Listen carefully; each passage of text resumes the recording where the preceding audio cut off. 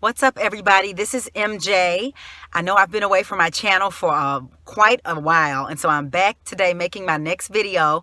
Today I am attending an RV show here at the Kentucky Exposition Center here in Louisville, Kentucky, and I'm really excited to go inside and see what it's all about. Now, my reason for being here at the RV show is not because I want to purchase an RV at this point in my life, although maybe one day when I retire, I might do something like that. But I definitely want to rent an RV and take a cross-country RV trip, which is something I've been dreaming about for the last few years. So I picture leaving where I live right now, heading west, hitting all the hot spots, the monuments, the national parks, and all that kind of stuff, going all the way out to the West Coast, going up the West Coast and coming back across the top half of the United States, hitting all the hot spots there, and then going all the way to the East Coast, and then coming back home.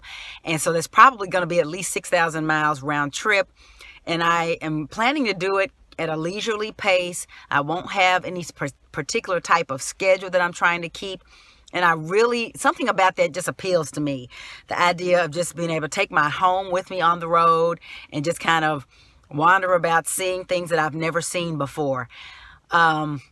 So I wanted to go in here and just kind of educate myself on RVs, because even though I'm not planning on purchasing one, I want to know what's available for me even in terms of renting an RV. I'm not sure if I'll be doing this by myself or if someone will go with me for part or all of the trip. I don't know.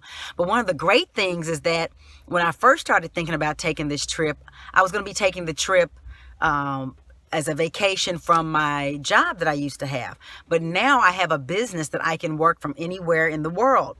So I don't even have to worry about doing this trip as a vacation per se. I can take my business on the road with me anywhere that I have internet. I can talk to my clients. I can do trainings. I can do whatever I need to do for a few hours a day or whatever, and then go back to my sightseeing. And I have my home with me. I've got my food with me. I've got everything with me. So that's a tremendous blessing to be able to do this trip. So even if it takes me a couple of weeks or maybe even longer than that, it's not like I've got to get back to work on, the upcoming Monday or whatever. I go back when I want to go back. So I'm really excited to make this dream a reality. Probably looking at late summer when I want to take the trip. We just wanted to go in here and find out what I can about RVs and, just kind of do some fingerprinting and ask some questions. So I'm going to take you guys in there with me and see what we can find out. Talk to you in a second. Wow, this is so nice. Hold on. Let me turn this around. These RVs are so beautiful on the inside. I don't know if this is real leather or not, but this is the kind of RV I would like to have one day when I own my own RV. Look at this. It's beautiful. Cabinets. This one appears to have like a full-size bed, or king, maybe? Oh, this is nice. Yeah, maybe one day I will actually... Oh, here's a washer-dryer. Right inside this little closet across from the bed. Little bathroom. Okay, come on, RV. Oh, yes. I see why sometimes people sell their homes and just go on the road with their RVs, because you can live it up. A nice size TV in here and full size refrigerator. Yeah, they are not missing anything. I think I saw this one. Regular price is over $200,000. I think they're offering a discount here at the show. Very nice. This one's kind of cool. It looks like a countertop, but then underneath you have your sinks. This is the way that they make extra space. They give you something to cover up the stove. I don't want to tear it up. Anyway, there's a stove top up under there. It's got a full-size microwave and an oven here. All the comforts of home. Very nice. Love it. But this thing guzzles gas like nobody's business.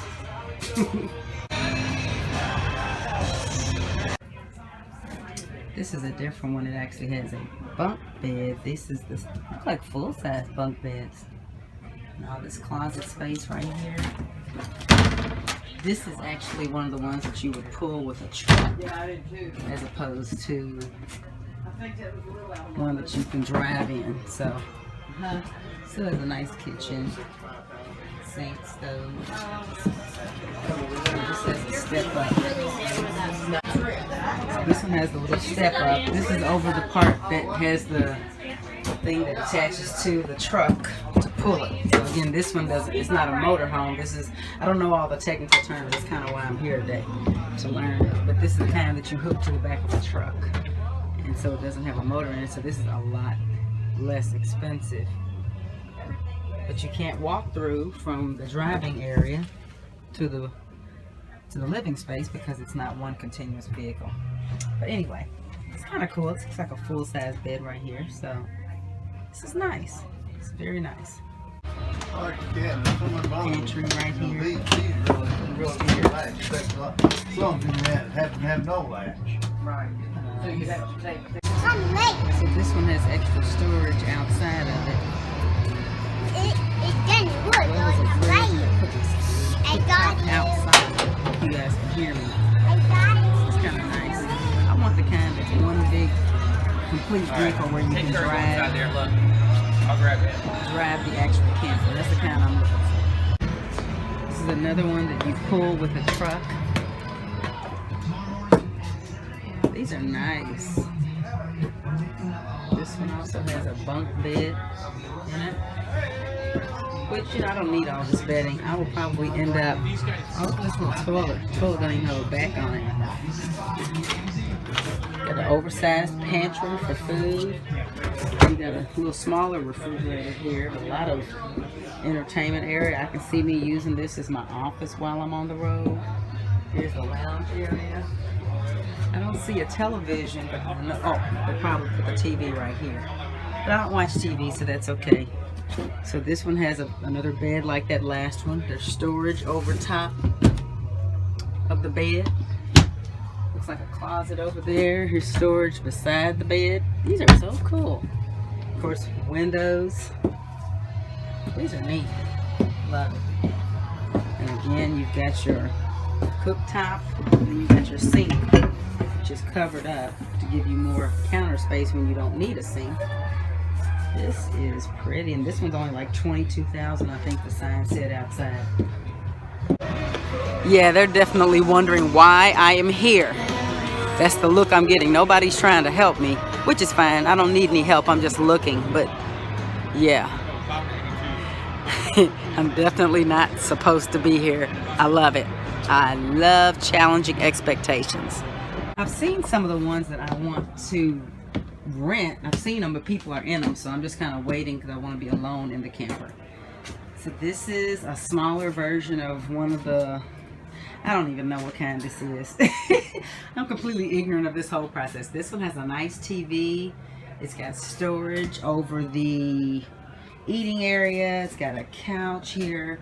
Lots of use of storage. This kind of reminds me of those small houses that are becoming, or tiny houses that are becoming so popular these days, where they make good use of storage. Love these toilets that don't have the tank of water on them or attached to the back, because they're very much conserving space in these little RVs. But it still seems kind of big. That's what's so cool about it. I could totally live in one of these by myself for 2 weeks. This one, does this one? Oh, this has two TVs. Got one in the bedroom area and one out there in the living area. And here's mirrors on the closet. This is really nice. Lots of windows. So depending on how much these would cost to rent. Okay, I was finally able to clear some space off my phone. I have learned a lot about RVs. Just having some conversations. This is a cute one. Got some spaces for kids.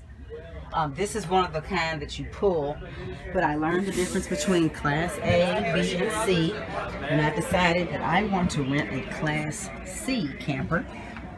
The Class C's are the ones that have the little overhang over top of the cab where you drive. It does have the walk-through so that you can go from where you drive into the living space. Class A's are the big ones that look like buses. I don't need that much space. I think I'm gonna get me a small Class C.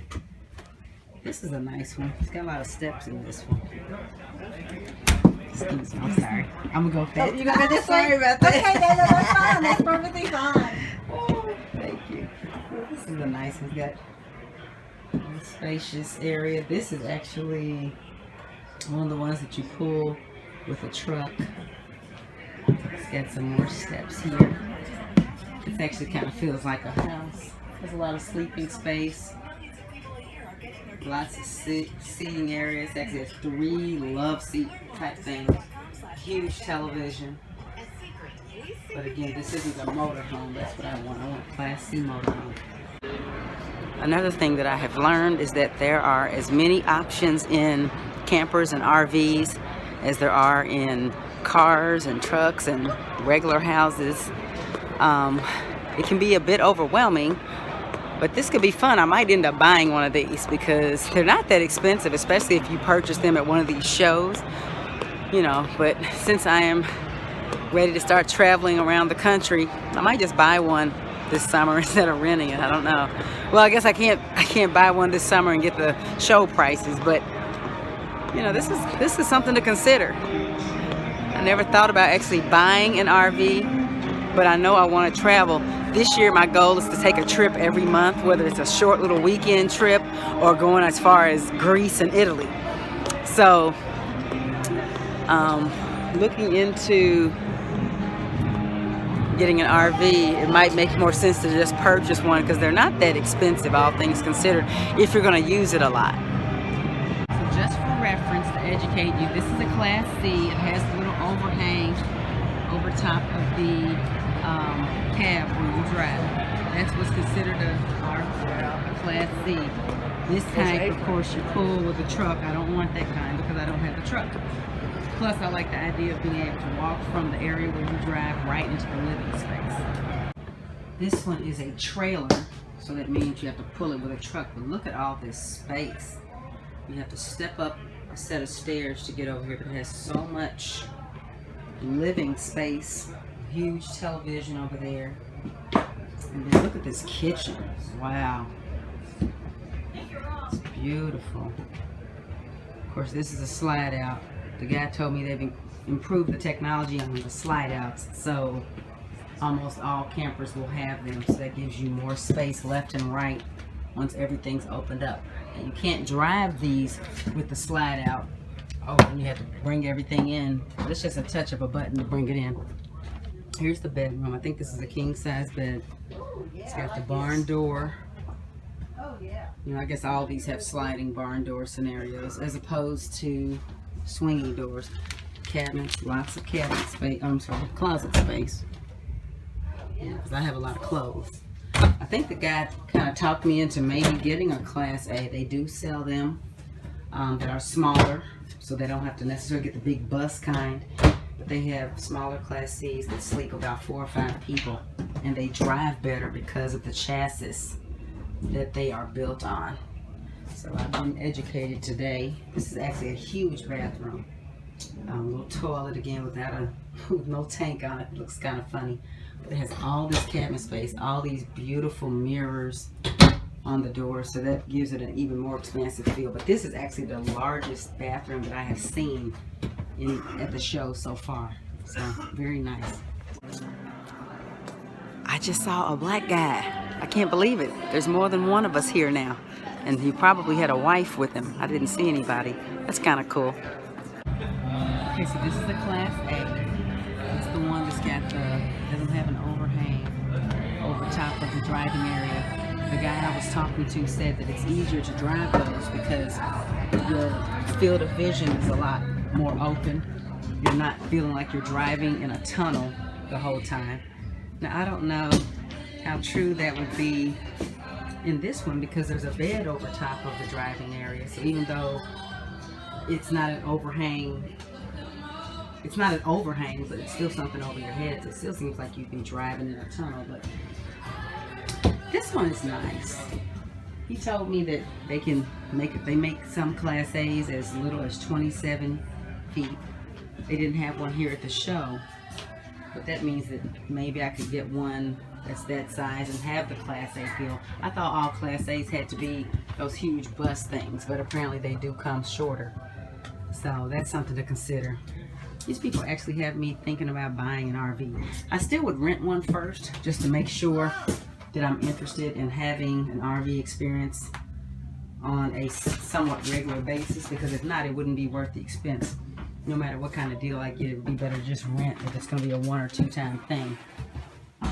But this is kind of nice. I think a lot of these have king size beds in them. So I guess they figure if you're going to be in these cramped quarters for any amount of time, you may as well be able to sleep comfortably. This one appears to only sleep 2. I guess so. Some nice recliners here. Hey, how you doing? Nice seating area here. Yeah. Give them the grand tour. See if you love you.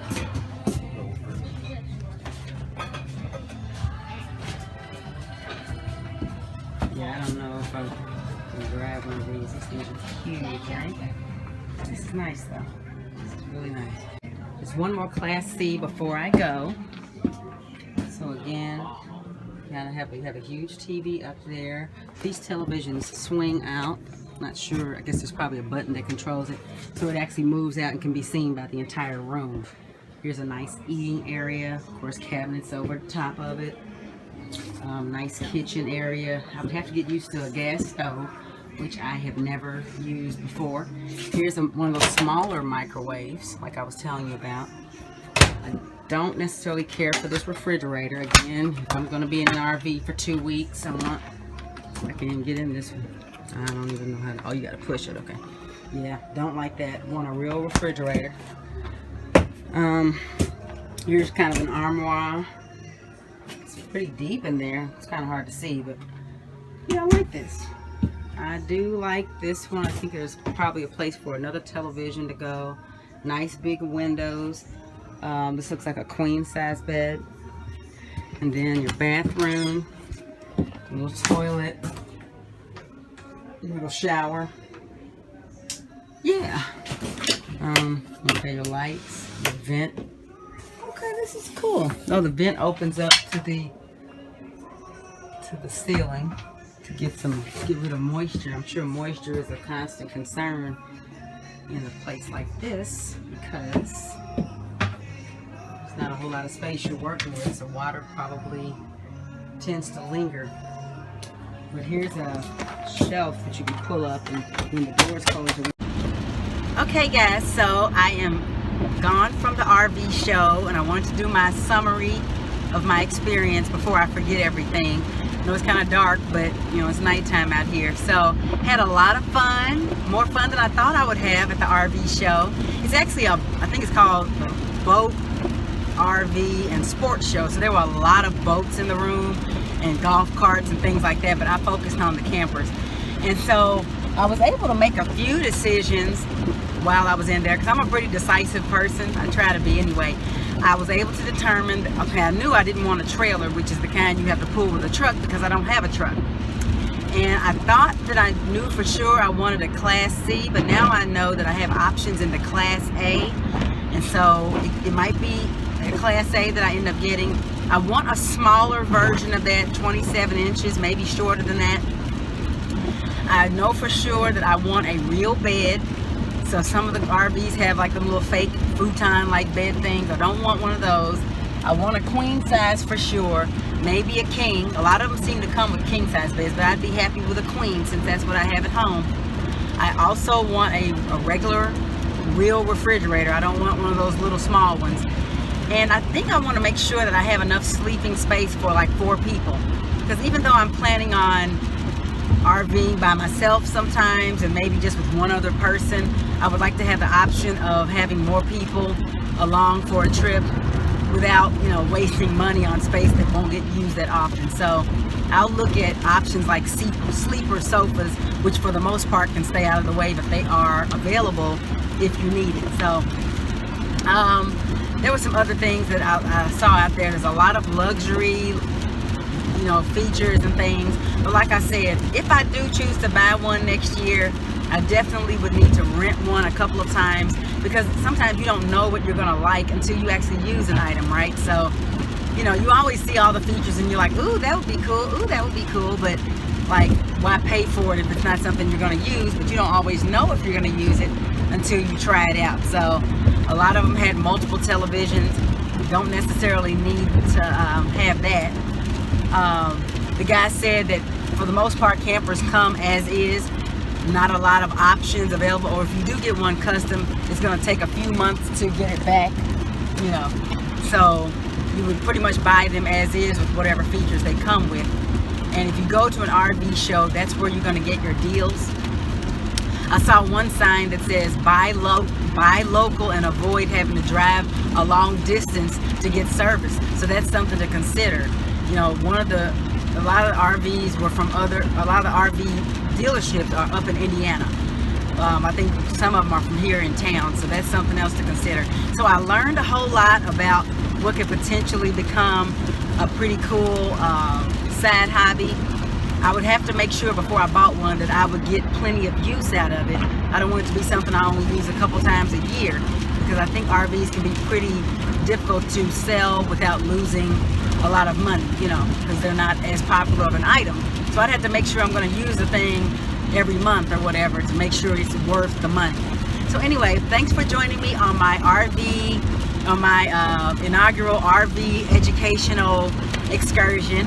And if I take I'm probably going to go to a dealership and do something similar. So if I do, I will try to remember to do a video at an actual RV lot as I'm talking with the salespeople. So I will talk to you guys later. I hope you enjoyed the video. Please like the video, comment below, share this video, and please subscribe to my channel. I'll talk to you guys later. Bye. Oh yeah, one more thing. I almost forgot to update you guys on the sightings of black people at the event. So like I said, I was one of, I thought none others, but I did see the one black guy. It turns out he was there with a white lady, probably his wife. I saw they had a child together.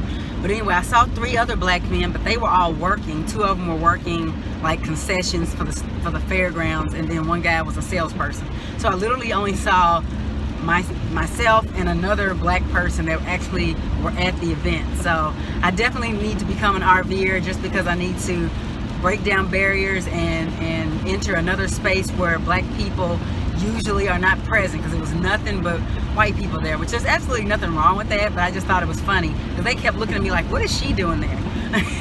Like, what is she doing here at the RV show? So I think for that reason, if no other reason, I'm gonna have to become an RVer, because I just need to do that. So anyway, talk to you soon. Bye.